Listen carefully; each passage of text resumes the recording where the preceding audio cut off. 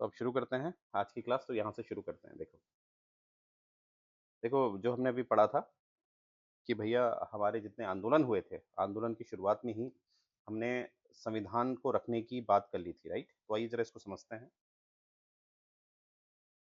तो यहाँ पर हमें क्या दिखेगा? देखो आपको पता ही है कि अगर मैं बात करूँ, जैसे आप लोगों ने पढ़ा है government of India act 1919, right? ये पढ़ा है ना आप लोगों ने? और सिंपल सी यस बात है, सर। ये जो एक्ट है, ये जो एक्ट आया है वो एक रिजल्ट था। ये किसी चीज का रिजल्ट था। किस चीज का रिजल्ट था? कुछ डिमांड थी।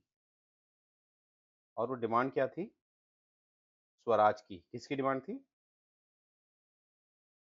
स्वराज की। स्वराज। और अगर स्वराज को ध्यान से समझा जाए तो स्वराज था क्या उस समय? स्वराज को ये लोग कैसे डिफाइन कर रहे थे? ये लोग कह रहे थे कि भैया जो प्रोविंस लेवल है, यानी कि प्रांतीय स्तर पे हमें क्या मिल जाए? स्वतंत्रता। कैसे क्या मिल जाए? इंडिपेंडेंस मिल जाए। ठीक है। प्रांतीय स्तर पे हमें क्या मिल जाए? प्रोविंस लेवल पे हमें क्या मिल जाए? इंडिपेंडेंस। अब इंडिपेंडेंस मिल जाएगी तो ये लोग कह रहे थे सारा कंट्रोल हम करेंगे ना, यानी कि हमारा एक पॉलिटिकल स्ट्रक्चर होगा।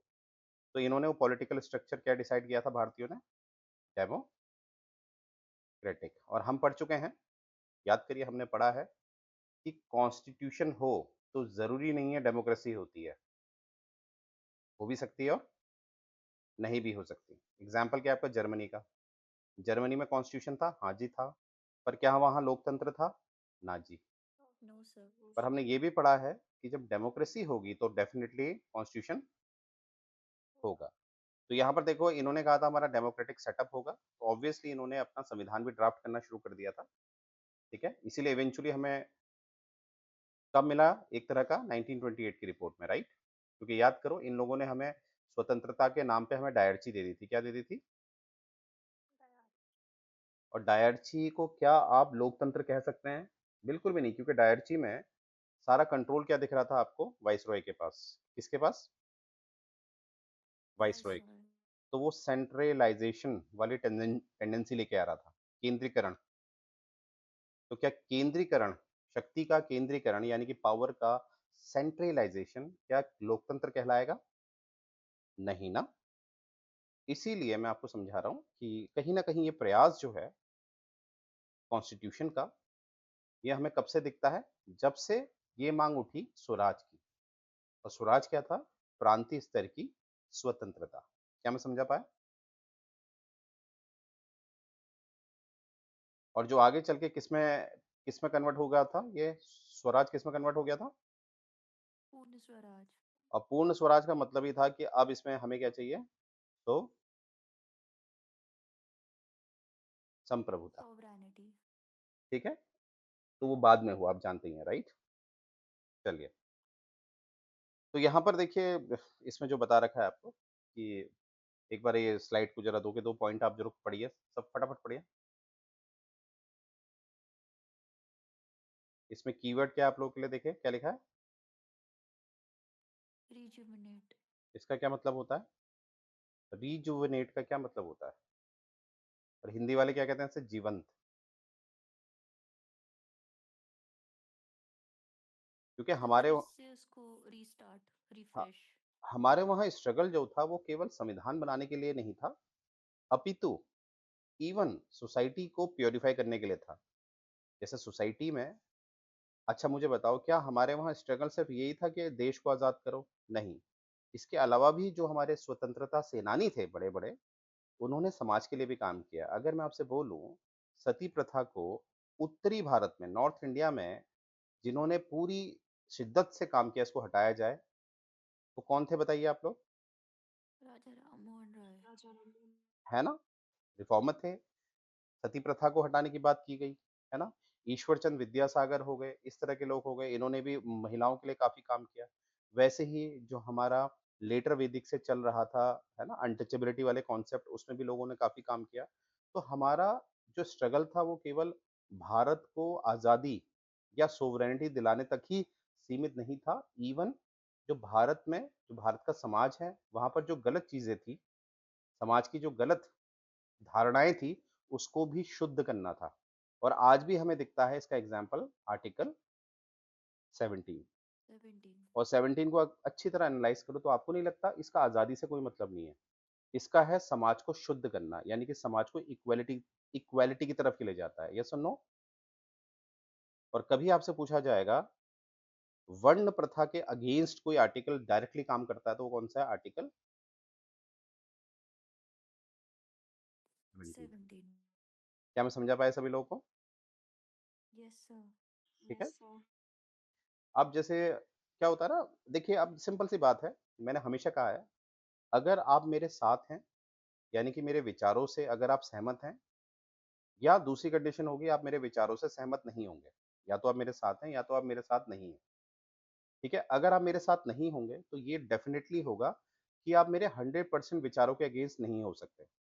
है ना? आप मुझसे जुदा तभी होंगे, जब ये लिमिट जो होती है वो 70% ऊपर क्रॉस हो जाती है। व्हाट आई मीन टू से 70% अगर आप मेरे विचारों से सहमत नहीं हैं और 30% हैं, तो बिलीव मी आप मेरे साथ नहीं रहेंगे, क्योंकि वो विवाद हो जाता है, गंदा वाला। पर इसका ये मतलब नहीं है कभी भी कोई किसी के विचार से 100% अलग हो ही नहीं पाता है। समझ रहे हैं मेरी बात? अगर आप मेरे साथ हैं, तो इसीलिए हैं क्योंकि ये जो विचारधारा जो है ये 70% से ऊपर हमारी मैच करती है। 80%, 90%, इवन 100% भी हो जाता है। हालाँकि 100% ये एक आइडल स्टेज हो गई। आप मेरे से प्यार भी करते होंगे, है ना? अगर आप में से जो भी मुझसे प्यार करता है, तो मैं गारंटी दे रहा हूँ वो 100% हो ही नहीं सकता। मेरी बात समझ रहे हैं मैं क्या कह रहा हूँ? तो यही चीज़ है, अब इस ये बात मैंने बता के आपको क्या समझाया है? यहाँ पर एक वर्ड आ रहा है बेसिक आइडियाज़, क्या आ रहा है? तो देखिए समाज में तब भी मतलब जब हम आज़ादी लड़ रहे थे, 1920s का समय ले लो और आज भी, अब ध्यान से देना मैं आज बोल रहा हूँ, क्या तब और अब में आपको नहीं लगता हिंदू-मुस्लिम आज भी होता है? Yes, sir. होता है ना? आए दिन न्यूज़ में आप देख रहे होंगे आजकल, वो वक्फ बोर्ड वाला मुद्दा देख रहे हैं आप लोग? क्या वो वक्फ बोर्ड को मैं एक धार्मिक आधार पे तोल तो सकता हूँ ना? मैं उसको जस्टिफ़ाई कर तो सकता हूँ कि कहीं न कहीं अटैक हो रहा है, एक रिलीजियस वाइज़, ठीक Yes, sir. है ना? तो कहने का ये मतलब है कि जो हमारे बहुत सारे मुद्दे होते हैं, समाज कभी भी आइडल स्टेज में नहीं आ सकता, कि हर कोई प्रेम से रहेगा, विचारधाराएँ नहीं टकराएँगी क्योंकि जहाँ धर्म अलग है, तो विचारधाराएँ भी टकराएँगी। तो हमारे संविधान जब बनाया गया, ध्यान से सुनेंगे, हमारा संविधान जब बनाया गया या जब संविधान बनने की कोशिश कर रहा था, जब से ये माँग कौन-सी उठ रही थी? स्वराज की। स्वराज की माँग उठने का मतलब ही क्या हो गया? वो लोग अपना क्या बनाना चाह रहे हैं? तो कॉन्स्टिट्यूशन में हमेशा Republic. जो कंसेंसस आ रहा था, कंसेंसस मतलब आपसी सहमति, वो किस पे आ रही थी?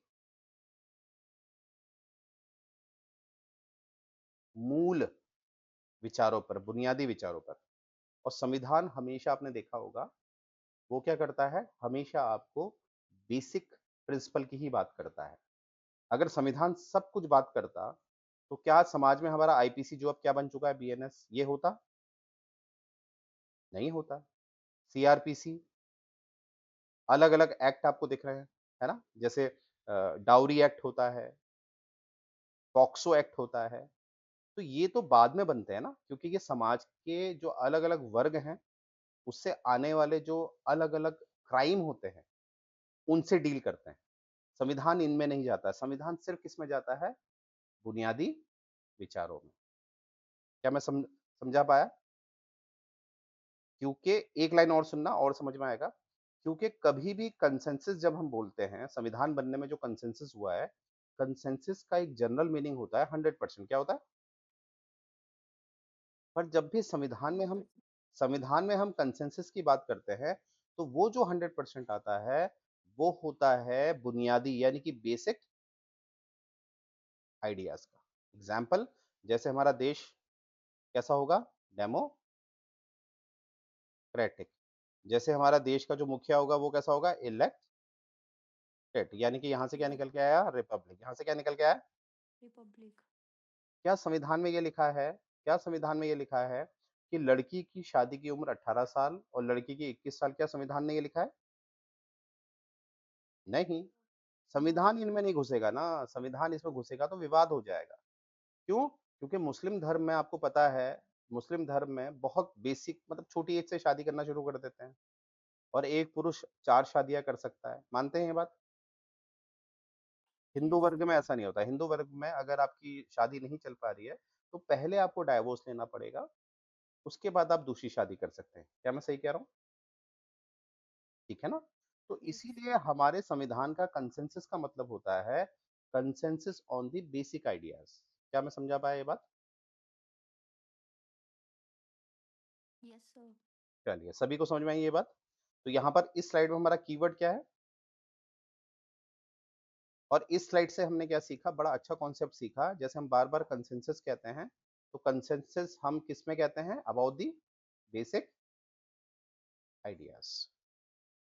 सबको समझ में आया? अक्षिता जी, किरण जी, वर्षा जी, पूनम जी, यस सर।